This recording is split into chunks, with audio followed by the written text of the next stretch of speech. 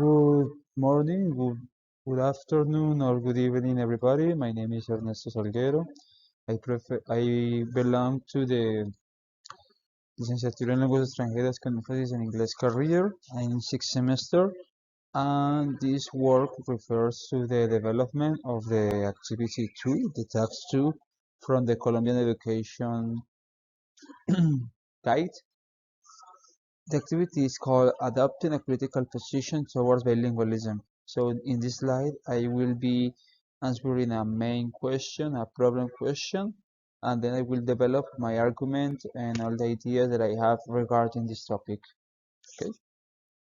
So the problem question is how far bilingual education programs for majority language speakers in Colombia today are actively helping towards the creation of a more understanding and more tolerant society, and not only providing a way to better jobs and higher standard of living for their graduates. Okay, I create a little text for this, so you will be seeing the slides with the title of the topic, and I will be telling you the idea that is related with this slide. Okay, introduction and law.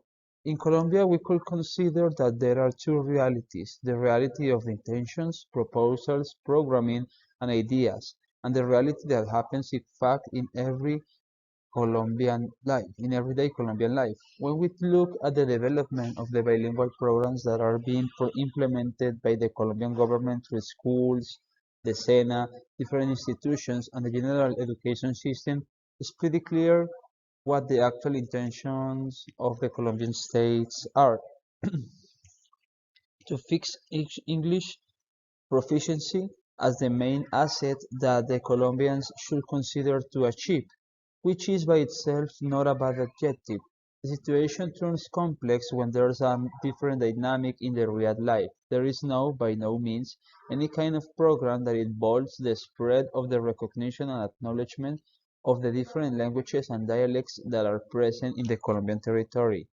Now, coming back to the previous statement about the war of intentions and reality, in this war of intentions, this war of intentions has its starting point in the 1991 Constitution, specifically in the Article 7, which recognizes that there are community languages that are accepted and have the status of co-official language along with Spanish. These statements are a good starting point, and like Mejia 2006 says, a multicultural and plurilingual nation needs a language policy which takes into account not only exolingual but also endolingual concerns, which is the core of this discussion. Let's start from the beginning. The simple and main reasons why the Colombian government makes an enormous effort to develop English bilingualism, we could summarize this into two concepts: job opportunities and globalization, ideas that are very important and play a crucial role in the molding of the people's life.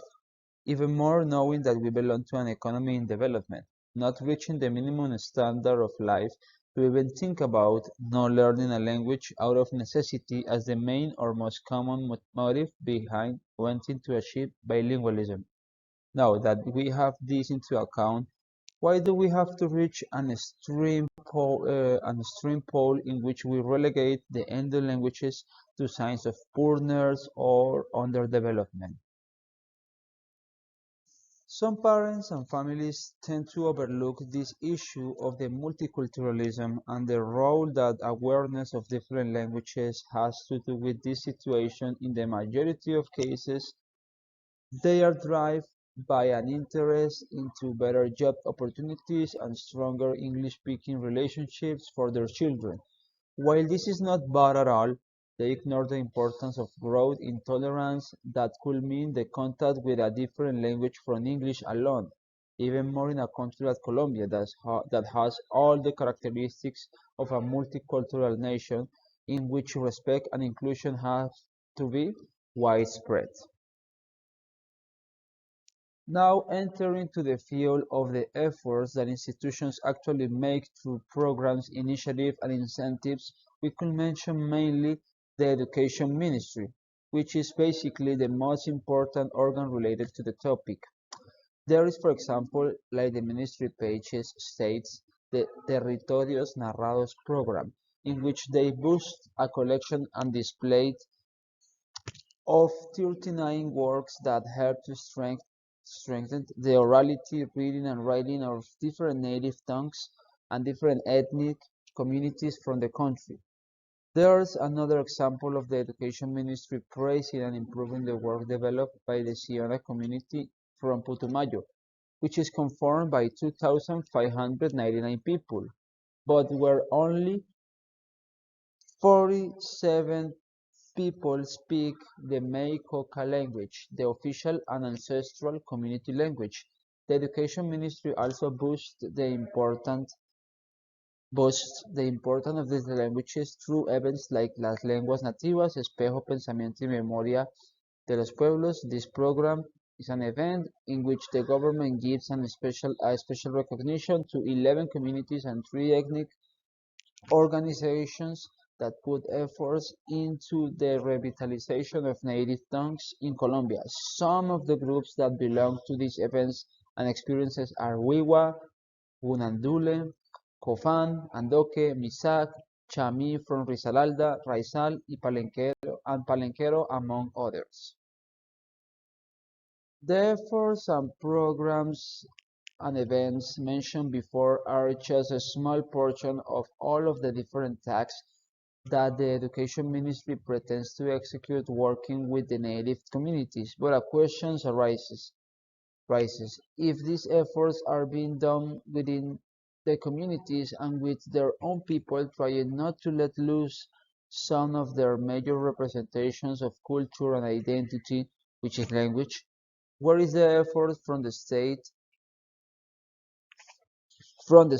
to make people from the outside of these communities, people who don't belong to the native species, to know, recognize, and acknowledge this diversity? Like one of the authors tackled states in one of the word study, some comments from students that were involved into the learning of culture, language, and aspects on identities of different native communities of Colombia state that this information was taken as studied in the sitios, which is not a positive statement to have due to its derogatory intention. What are the regular schools doing to change this view of the native language? This question raises several doubts, like are there politics of the schools that encourage the acceptance and tolerance for the different internal cultures and identities of Colombia that are bound with the languages, dialects, and tongues? In my own personal experience as a teacher, I have seen that these dialects, languages, and tongues are seen as a sign of poverty or being part of a vulnerable community in some cases. In other cases, they are seen with indifference by the rest of students and just take it as information that is kind of irrelevant to their processes, which is not completely bad until they let these valuable characteristics of cultural richness being stopped by other people.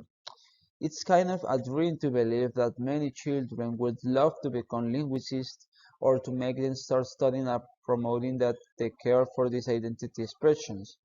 Will be a good outcome or something amazing to see, but I consider that the aim must be to cultivate respect for these different cultural characteristics, take them as something as important as typical foods, customs, and traditional events, banishing this idea that bonds the indigenous languages as a sign of poverty and start taking them as a sign or a signal of bravery and cultural Colombian values.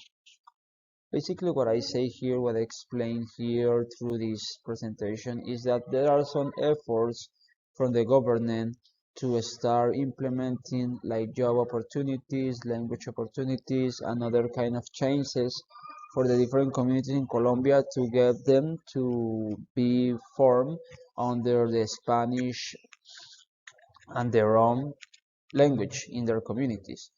The situation comes from the people that don't belong to these communities. They need to be formed under a wing of tolerance and respect for this, because sometimes they just see everything as an obligation and nothing, and not as something that is very important for the cultural richness of the territory.